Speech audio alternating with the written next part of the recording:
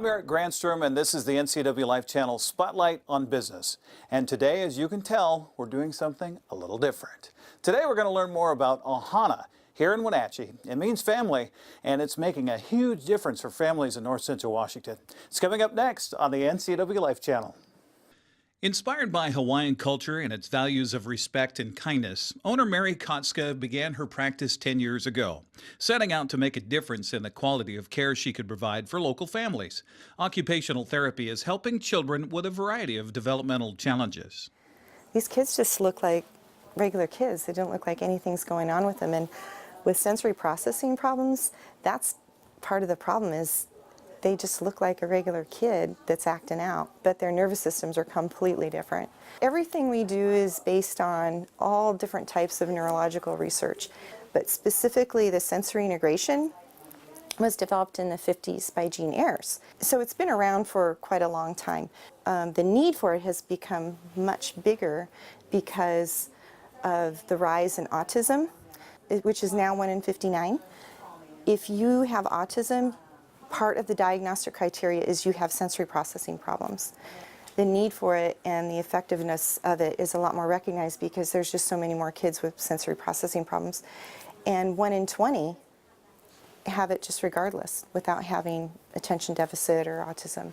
Watching a child who is basically internally distracted by their body in a session, watch that switch flip, that all of a sudden they're just like calm and focused and okay, now we can like pick out some challenging activity for them to do and then they can do it for the first time. It's just such an amazing thing to watch. The staff at Ohana use a wide variety of activities to work with children mentally and physically. Ohana sees a full age range of children from babies to high school and sometimes even adults. So here at Ohana, we have a really specialized facility to help kids mature their nervous systems and get their bodies stronger so they can focus and learn and behave well. And this is a really interesting piece of equipment. We just call it the helicopter because it can kind of fly in different ways.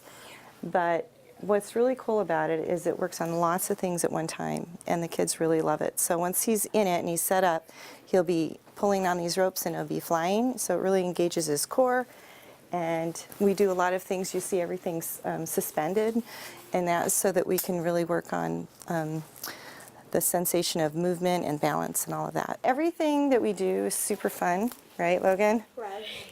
They usually don't want to leave.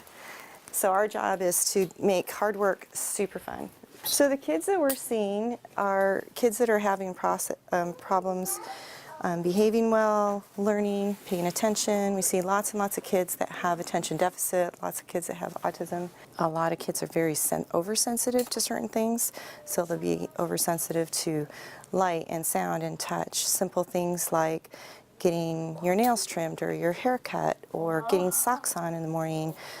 Just getting out the door can be a nightmare for most of our parents, and most of them aren't even able to take them out to public places, like a restaurant would just be too overwhelming. So it's really common to have both, like certain body senses, the sensations are too low so that it makes them want to move a lot so they can feel their body, and then certain sensations are too sensitive. So a really classic example is this spandex swing, which is really swimsuit material, dancewear, swimwear. So it provides sensory input to the body at lots of different levels. So it gives input to the muscles and joints because they're able to push against it and get resistance. It gives deep pressure to the skin, so it's very, kind of maps out their body that way, and then you can move in every direction. So this is actually one of the favorite things that the kids like to do because it just makes them feel really good. In fact, we call it our magic talking spandex because a lot of the kids that have autism, well, all of a sudden they won't be distracted by their body anymore because all of a sudden they can feel their body and they'll just stop and look at you and start talking to you. It's really cool. Essie is a child who lives with a feeding tube and comes to Ohana to work on tolerating various food textures and working to develop her ability to safely chew and swallow. And so everything we do here at Ohana has to be fun, so we have friends visiting us here for our snack time. We might do like a session where we're working on trimming nails or brushing hair or just anything they're struggling with. So occupational therapy is always very functionally based on helping kids become more independent with their functional skills. Mary explains the importance of recognizing the difference between a tantrum and a meltdown. We're creating challenges that they can be successful at that are a little bit hard for them. Fun is a little bit hard, but I can do it, right?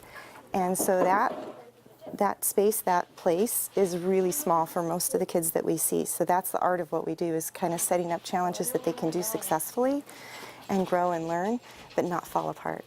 And so when they fall apart in public, it looks like, for parents, they get the evil eye. They look like a terrible parent because the kid looks like they're just having a big tantrum. But tantrums and meltdowns look the same. It could be screaming or kicking or throwing things or anything like that. But the difference is what's causing it. So a tantrum is caused by, I want this thing, so I'm going to act out until I get it. Where a meltdown, a sensory meltdown, which our kids have, it's a reaction to something. So feeling overwhelmed or overstimulated, or they just don't have that frustration tolerance or that sort of thing. And so, and it's a neurological reaction. So it could go on for like an hour, and they could have like no audience, and they just cannot pull it together. That adrenaline gets going, and then they just can't shut it off. Where if a kid's having a tantrum and they get what they want, they can shut off like that. So the behavior can look the same, but it can be a totally different thing going on. Ohana Occupational Therapy is a combination of art and science, meeting individual needs on a day-to-day basis. Mary says she's inspired by the changes she sees in the lives of the families she serves. For me, the whole reason that I even got into this was I was a school therapist for 17 years, and I knew that I could do so much more for the families and the kids than I could do in the school setting, because I just needed the right environment, the right tools, the parents there, and more time. The thing that makes me so happy to wake up every day and come to work is that we come and we just change lives. So the kid that's, in trouble all the time in kindergarten, bouncing off the walls, starting to get that like I'm the bad kid vibe, gets completely transformed to the kid that's successful and paying attention. And to me, I just feel like it's this, I'm just thinking like a train, like the switching, like they're on this track and we just switch them over to this track. And it just makes me so happy. That's what it's all about. By being an owner therapist, and the whole reason that I'm doing this is that I get to provide the highest quality therapy that I have in my entire career, because I get to control the quality. And health professionals today don't get to do that. They don't get to control their environment, their tools, the techniques that they're using. And by being the CEO, being the owner, I get to control the quality. And that just means the world to me.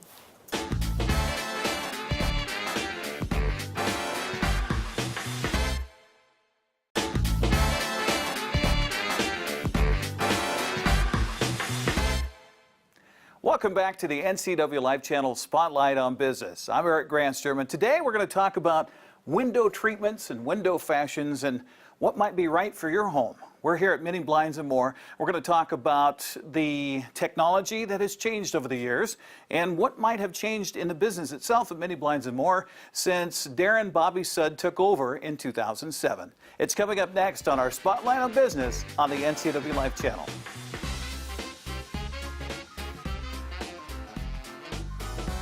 It was a long roundabout way. I grew up working on farms in the Palouse, and if you would have told me I would have been decorating windows, I would have told you were crazy. But got into sales, and the sales was mostly just straight commission and things of that nature. So I answered a job out of the job ad out of the Spokesman Review. It said sales plus commission, outside sales, salary plus commission. So I said that's for me. It just happened to be a window covering company. So. And born and raised in Spangle, Washington, so a little farm kid. And I just, like I said, my dad was in sales, and I always wanted to get into sales as well, so I kind of just migrated that way. I went to work after I was going to school when I was working for the window covering company, and after I graduated school, I wanted to get into some type of factory rep job, so I was already selling window coverings, so I went into the manufacturing side of the window covering business. And Wenatchee was part of my territory. My territory was Eastern Washington, Eastern Oregon, in Northern California at first, and then in the 2000s, the economy early 2000s, the economy kind of went down, and we had a couple people quit. So instead of hiring more people, they just expanded my territory. So I got Alberta, Canada, and Western Montana.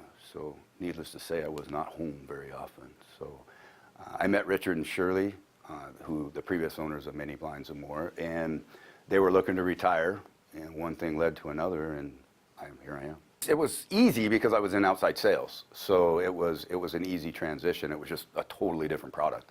I was selling windows and siding and things like that. And now selling window coverings was more of the decorating interior design and things of that nature. Miniblinds More has been in the Wenatchee Valley since 1989, providing custom window treatments with a high level of customer service. Darren decided to purchase the company in 2007 from founders Richard and Shirley Ehrenberg during a somewhat rocky economy. The first month in 2007, June of 2007, we had the biggest month the company ever had. And so I was like, sweet. And then in August, we had the lowest revenue the company ever had. And I went, uh-oh, what did I do? But it worked out. We had a couple people quit here. My office manager quit. So instead of hiring somebody else, I just kind of did both jobs, and we worked it that way. It was a lot different, but a good different too. So people could come in, look at the products here, and then we can schedule appointments and then go out and bring everything out. So they have an idea of what they're looking for. So it's a nice way of doing it. It's a lot easier than just showing up cold calling and saying, "Hey, here's what I got." What does Miniblinds More have to offer? Window coverings. Lots. Like what? Yeah, all types of window coverings, anything that covers a window, outside awnings, sunscreens, patio covers, anything pretty much to do with shade you can find here at Miniblinds More. Richard and Shirley always had, they even did carpet back in the day, but so I got out of that and went more into the patio covers and awnings and things of that nature. Since buying the company in 2007, we asked Darren how the industry has changed. Probably that technology is the biggest change. The motorization has changed. When I first got into the business, it was more of just a point and click type of thing. And now, I mean, you could open your shades with Alexa and Google Home and all of that stuff. You can tie them into home automation and all of that as well. How does Miniblinds More work to help its customers through the process of deciding on window treatments? Darren says it takes patience and listening to his customers' needs. It's difficult at times because I'm the last person in there. A lot of times people move into the home and go, "Holy cow, I'm living in a fishbowl," you know? So they're pretty much done with all the decision making, or they think they are, and then they've got one more decision to make. So I just go in and ask them what they're looking for. You know, why do they want the window coverings? Is it more sun control? Is it more privacy? Is it insulation, or all three? And then kind of tailor, you know, what I show them to what they tell me. Living in a valley with sometimes frigid winters and scorching summers, Darren says a good set of blinds or an exterior sunscreen can make a world of difference. So you can put like honeycomb shades. The more air you can trap up against the glass, the better. You don't save the energy per se, but you just make it more comfortable. When the cold air and the hot air or warm air from the inside meet, you create a draft, and that's the more you can eliminate that, the more comfortable your home's going to be. The outside sunscreens, if you can block that heat before it gets to your window and heats it up, it's a lot more efficient than doing something on the inside for the heat as well. From a wide selection of products to installation and repair, Miniblinds More works to take care of its customers from the start. Darren says along with helping customers outfit their windows, he keeps up on trends and technology in the industry. Supposedly, at the beginning of 2020, we're not going to have any cords on blinds. That's what we're hearing. Motorization has come down dramatically. It used to be, I mean, a shoot of motor was like $600, and now you can get it all the way. I have a motor for a honeycomb shade. It's only $235, and I can discount it from there as well. A lot of cordless operating systems on the roller shades and the honeycomb shades and things like that. Anything to get rid of the cords for child and pet safety. More and more motorization. There's a lot of motorization companies competing right now to try to get the best motor for a good price. So everybody is kind of fighting that technology to get, to be the first and the best and make it better. Primarily, I carry Hunter Douglas and Lafayette. The reason that I carry those is they're high quality. So when I put them in a home, I don't come back and have to worry about you know, manufacturing defects. For the most part, every shade will have certain things, you know, that will go wrong with it. But the Hunter Douglas and the Lafayette, the higher end brands, higher quality brands, seem to have less problems. We asked Darren what he values most at Miniblinds and More. Well, customer service, bottom line, as pretty much my whole business model is try to do everything possible to make the customers happy. Be fair, be able to look at myself in the mirror and treat your customers right, and that's pretty much how we stay in business. You know, if I make a nice sale, I mean, I'm glad I made a nice sale. I got the customer what they needed, and at the end of the day, I'm able to work for myself. So and live in Wenatchee.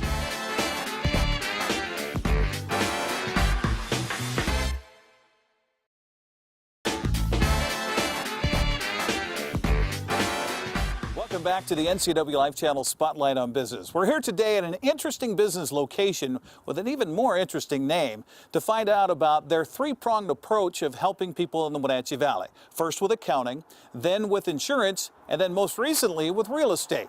We're here today at Augustedge to talk with owner Trisha Mccullough about her interesting background and about how she came up with the name. It's here today on Spotlight on Business on the NCWLIFE channel.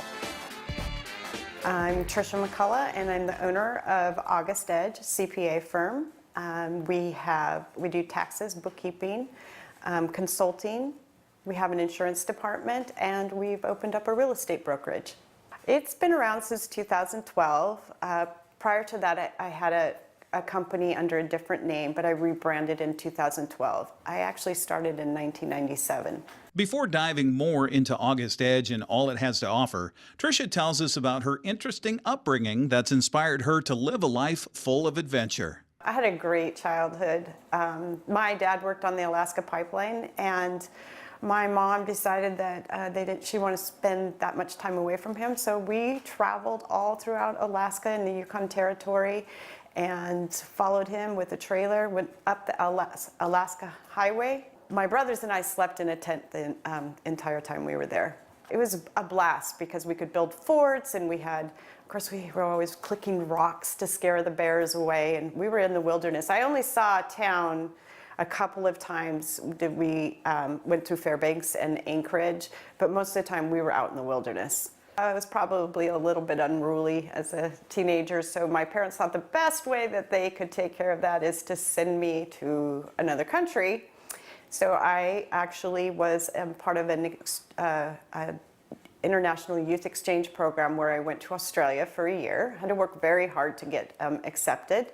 I had lived in Australia as a little girl, so I really wanted to go back there. And I arrived in Australia, and the exchange association had fallen apart, and they had no homes for the 17 of us that came from all over the world to place us in. And it was quite an adventure. I think it defined who I was. It made, it's certainly where I got the drive to, and the gumption, I suppose, to take on things that maybe others would hesitate. So I traveled all over Australia and found places that would pay me to work under the table, and I grew up, and I am grateful for the experience. And it was a lot different time then. You didn't have email, you didn't make phone calls, they were expensive. So I was pretty much on my own. I got the opportunity to travel to the outback of Australia and live with an Aboriginal tribe, and National Geographic came out there and filmed us, and I had a lot of fun experiences. And when it came time to come home, I was really not ready. I was not ready to come home, and although I needed to come home, and it was a little bit different going back to live under mom and dad's roof. And I crammed 3 years of high school into 1 year and then went off to college. My dad gave me the advice that whatever you do when you go to college is to make sure that you can find a job, and once you graduated. And I was in business classes, of course, and I got my first D- in accounting. My first, didn't do very well at all. I was very confused, and my professor really believed in me, and I set the standard after that. Beginning her career as financial director at Hanford in the Tri-Cities, Trisha worked a number of jobs in a variety of settings before settling in North Central Washington. My background is accounting and tax and bookkeeping. So, you know, that I don't like necessarily bookkeeping, and I don't necessarily like taxes, and give me, you know, maybe that just makes me kind of a normal person, but my true passion is helping business owners be successful. And so there's a lot of different, you know, training and licenses that I got, and you can't help a business unless you understand their financial statements. That's one really core aspect of helping a business become successful. So that's why I really stayed in this field. We went ahead and opened up our own real estate brokerage, and that is because those choices of buying your home, selling your home, and or commercial property, those are major decisions, and all of those different departments work together, and we're able to take care of our clients in not a holistic, but a cohesive manner, where we have the information to do this and do that and to take care of it instantly. Augustedge launched its real estate department in November. Linda Bondo, managing broker at Augustedge Real Estate, gives us a breakdown on what this new department provides in the Valley. So I have been involved in the real estate business in one form or another since about 1980. And we moved to the Wenatchee area in 1992, my family and I. And I have worked with in the real estate business here since 2004 as an active agent. So we want to be able to assist and counsel and help our clients walk through the whole real estate menagerie as simply as possible. We have a pretty high standard of what we expect. You know, we want to do real estate right, and we care about our clients. Our clients do come first, their needs. We're not all about just, you know, making a commission check. So, and then it's through that our customers come back, and we have repeat and referral business, and that's a huge part of our business that we are very proud of. So far, the year has started off pretty good and busy, so we're looking forward to a great year. Personally, my passion, what drives me, is just knowing that my clients are comfortable, that they know that their business is being taken care of, and so that they're not having to go home at the end of the day and worry about it, that they know they can call us and we'll have the answer for it, and we're on top of it, and we're looking out for their best interest. Because real estate is a big investment, and we take that seriously on behalf of our clients. Trisha gives us the story as to how she rebranded her company into Augustedge. So August means grand and great, and edge can mean many, many different things. And so Augustedge, I put that together. I had a panel of people that I ran it by, and nobody liked it. So I said, you know, that's the way I do things. That's what I'm going to do. So I went with it. I didn't want the company to be about me. I didn't want the company to have my name, and I didn't want it to be about me. I wanted a company that was about everyone that is part of the company. So it was really important for me to come up with a different type of name. What can clients expect at Augustedge? We tell them all, think of us as your back office, taking care of the things that you can't take care of, while you go out there and do the things that can make you money and that you enjoy doing, but we got your back. So, you know, that's kind of the environment that we've created here.